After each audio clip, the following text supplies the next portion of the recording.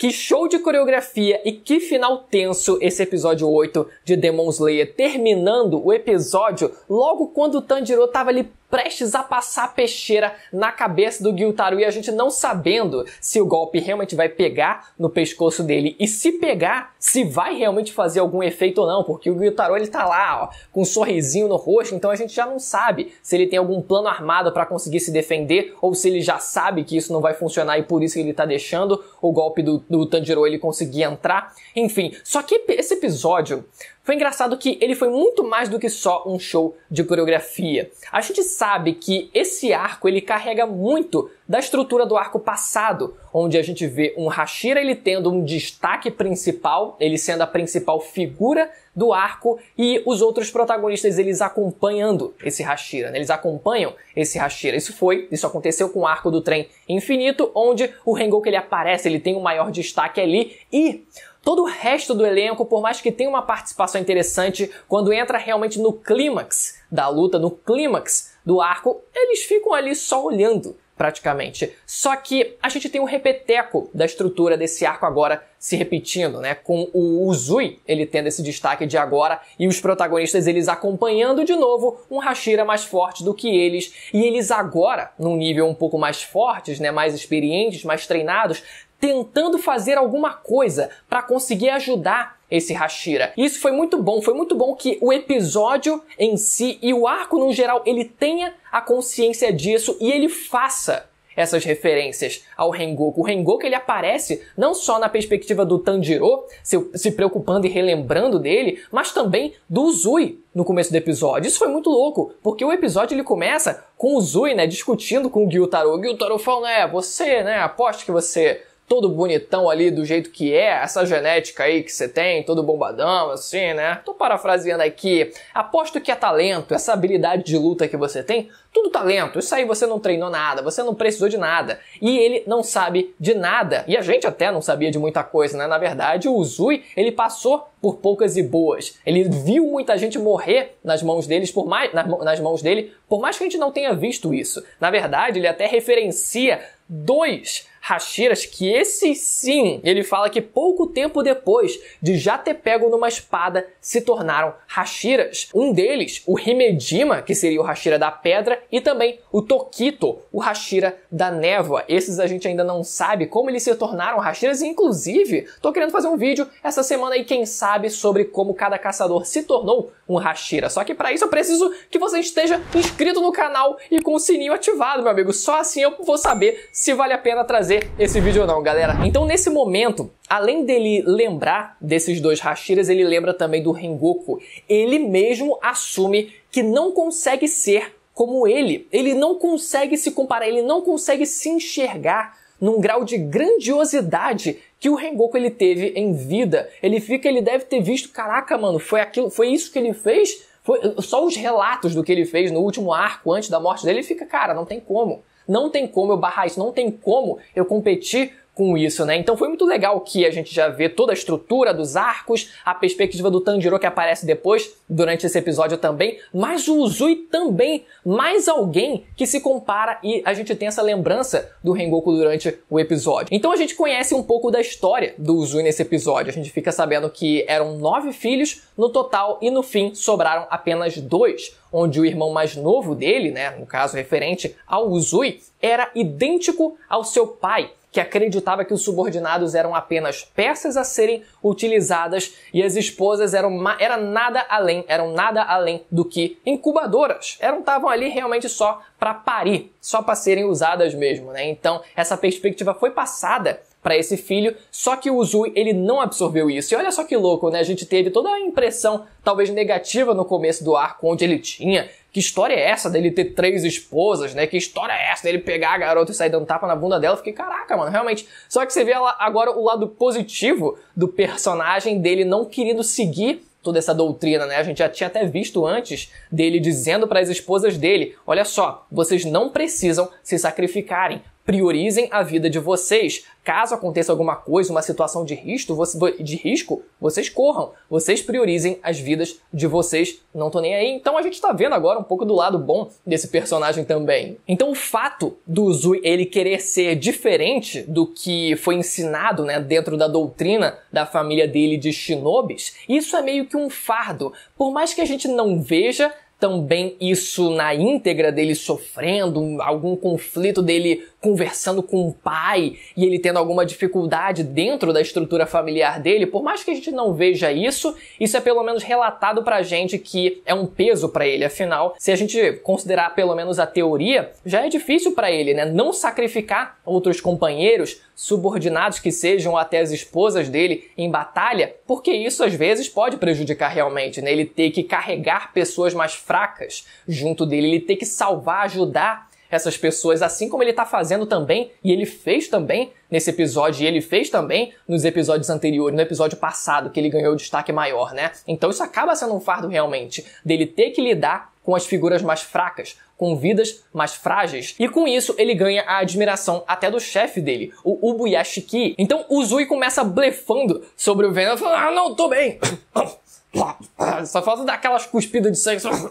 É sangue, é tosse saudável, que nem aquele filme, tá ligado? Esqueci o nome do filme agora. É tosse saudável. Esse é sangue de tosse saudável. E ele começa chutando a Daki pra cima. O Lucas vai estar botando essa imagem animada aí. Começa chutando a Daki pra cima pra assim tentar separar os dois. Isso foi interessante. Ele tentando separar os dois pra assim ele conseguir diminuir a eficácia, o trabalho em equipe deles dois, né? E logo em seguida, ele joga uma das bombas, na verdade joga bomba nos dois, só que uma bomba pega na Daki e ele já corta a fumaça. E isso a gente não... Só viu a fumaça e eu fiquei, tá, ok. Depois aparece o corpo dela caído no chão. Cai o corpo dela no chão e a cabeça do lado, inclusive num ângulo, tipo...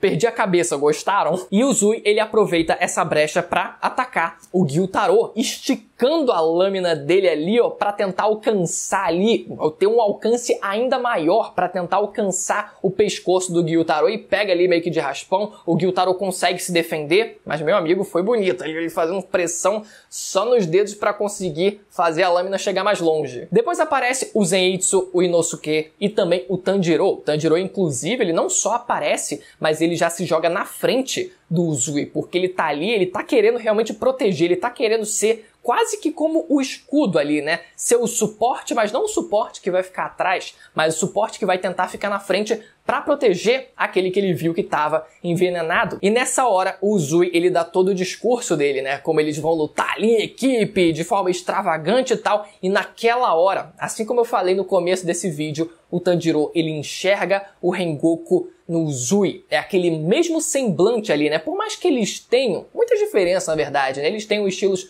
muito diferentes um do outro, mas nesse momento lembrou muito. Todo esse otimismo extravagante do Uzui lembrou muito toda a essência do que era o Rengoku. E o Tanjiro, observando aquilo, ele percebe nessa hora: eu não posso deixar que a mesma coisa que aconteceu no arco passado se repita de novo. Eu preciso fazer alguma coisa. E todo o conflito do resto do episódio, por parte do Tanjiro, é isso. É tentar encontrar o seu lugar na luta, um papel nessa luta para tentar ajudar o Uzui. E é isso que ele fica tentando fazer ali o episódio inteiro. Só que quem toma a iniciativa foi a Daki. Só que o Zenitsu, meu amigo, não deixa barato. O Lucas vai botar essa cena animada também. Aquele raio passando e eles dois indo lá pra cima, né? Inclusive, o Inosuke falando lá depois: olha só, você pode deixar a Daki, a garota minhoca, né? A faixa minhoca, comigo e com o Dorminhoco. Vocês cuidam aí do louva-a-Deus. Louva-a-Deus, porque o cara é mó magrelão, tá ligado? Aí usa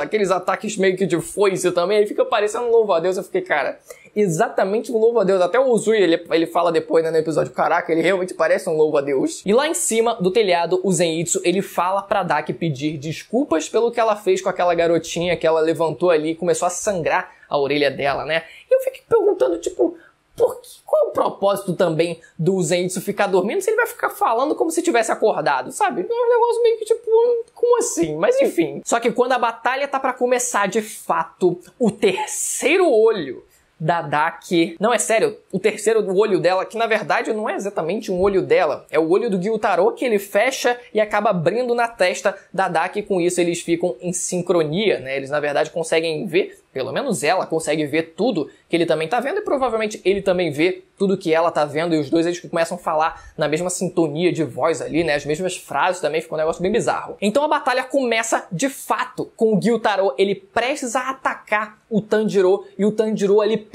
tentando desviar. Só que quando a gente acha que o Tanjiro ele conseguiu de fato sair de perto, ele tava ali, meu Deus, preciso me mexer, preciso fazer alguma coisa, e ele sai.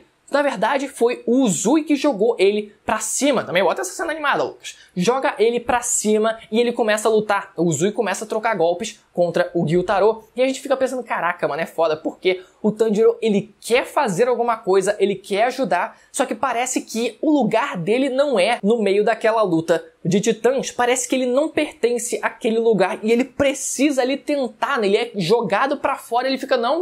Eu quero tentar ajudar. E a primeira coisa que ele faz é defender as lâminas de sangue que estavam indo em direção ao Uzui. Pelo menos ele consegue fazer isso, né? Ele consegue defender as lâminas de sangue usando a respiração da água, que é por conta da fluidez. Usando a fluidez dessa respiração, ele consegue ter uma facilidade maior em conseguir desviar aquelas lâminas. Inclusive, quando vem as faixas de cima para baixo perfurando o teto ali da residência ali, né? Nem sei mais onde eles estão, se eles estão em algum prostíbulo ou qualquer residência qualquer, mas que o prostíbulo já tinha sido explodido, né? Então vem as faixas de cima e isso foi muito legal, porque dá uma dificuldade ainda maior para quem tá embaixo, pro Uzui, pro Tanjiro, até pro Gyutaro também, vai que acaba pegando nele sem querer, apesar de que ele tá ali, né, também com o olho, tá ali sincronizado, tá ali sintonizado com a Daki. Mas foi engraçado porque, cara, por mais que as lutas elas estejam acontecendo de formas separadas, né, uma luta esteja lá em cima e a outra esteja lá embaixo, elas estão se interagindo, né, as faixas estão vindo lá de cima para atingir todo o subterrâneo ali, toda a parte de dentro da estrutura. Então foi legal que gerou esse dinamismo e não deixa a luta tão separada ali, né? Parece que é uma coisa só que está acontecendo. Então o Tanjiro ele consegue também bloquear uma das faixas, né? Algumas das faixas ali. E o Uzui ele percebe, caraca, como esse garoto ele continua de pé. Ele só tá segurando a espada porque a espada foi amarrada na mão dele. Nessa hora a gente vê a mão dele amarrada na espada e é só assim que ele continua segurando aquela espada, senão nem isso ele ia estar conseguindo fazer. Logo depois chega uma das esposas do Uzui, loucaça da cara, cheio de kunai, numa artilharia pesadona e atira em todo mundo, não tá nem aí. Pau, atirou o kunai geral e falou tipo, cara, eu fiquei, meu Deus do céu, vai pegar no teu marido. Então a sequência que a gente vê nessa hora, primeiro, é o Gyutaro pensando, peraí, eu posso só tomar essas kunais e usar a minha regeneração, mas eu não posso arriscar que essas kunais elas tenham algo a mais, algum veneno, algum fator a mais ali implícito dentro dessas kunais ali que possam acabar me prejudicando de alguma forma. Então ele decide ali defender todas as kunais que ele pode, só que o Uzui, meu amigo, não está nem aí. Ele vai para cima, ele deixa algumas das kunais pegarem no corpo dele e ele usa essa brecha. Inclusive, uma das kunais, se eu não me engano aqui, talvez o Uzui ele tenha pego uma das kunais e jogado no Gyutaro, foi o que deu a entender, pelo menos. Eu não acho que uma das kunais diretamente tenha atingido o pescoço do Gyutaro. Talvez eu acho que foi o Uzui que ele atirou uma dessas kunais e isso acaba abrindo a brecha para ele não só cortar as pernas do Gyutaro, mas também prejudicar a regeneração dele, deixar ele com o corpo dormente e mais atordoado, e é nesse momento que chega o Tanjiro para tentar dar o golpe final, roubar o brilho ali, né? Usar o seu papel como protagonista e roubar o brilho da cena, tentando finalizar pelo menos aquele oponente. E o episódio termina dessa forma, galera. Que sacanagem foi isso. Mas enfim, vamos ter que esperar semana que vem para saber a resposta. De qualquer forma, se você ficou até aqui, aproveita para se inscrever e ativar o sininho para não perder a notificação dos vídeos que tem saído toda semana comentando o anime de Demon Slayer. Beleza? Até a próxima. Tchau.